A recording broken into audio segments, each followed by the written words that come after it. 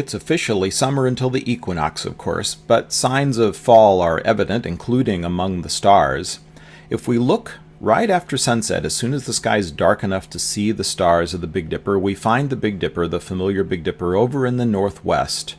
Most of us use the Big Dipper for the pointer stars, which point us up to the North Star, telling us which direction is north, of course. So it's handy to know where to expect to find the Big Dipper, which is something we have to adjust for during the season.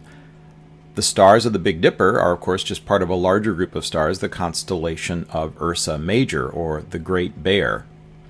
And the bear will help us remember where to look for the Big Dipper during the course of the year. There's the bear.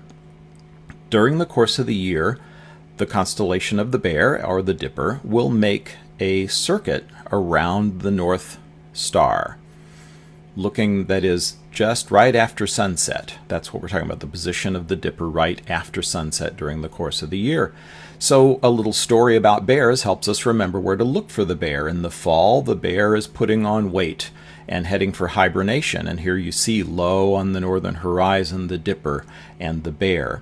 Right on through winter, the bear, although it moves from west to east there along the horizon, it stays low. However, by the springtime months, bears have become active again and more prominent in the sky. They're out there foraging after the long hibernation, and we find high in the northeast the bear right after sunset. This prominence continues right on through summer, although the bear switches then again from east now into high in the northwest.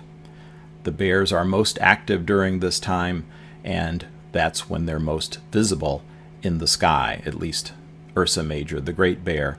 And of course, as the year advances, as the summer advances, bears put on weight, thinking of hibernation again, and the constellation of the Bear returns to its point low on the horizon there in the northwest, where we first found it when we started in September. So to recap, we look for the bear low in the northwest during the late summer and fall, and during the winter she crosses over, still low in the north, over to the northeastern sky, but by spring becomes high and active and prominent up there, very high in the northeast, and during the course of the summer moves over to high in the northwestern sky. And then during the course of the summer, by late summer and fall, we find her back down low in the northwest again. So remember the story of the bear and keep your eyes on the skies.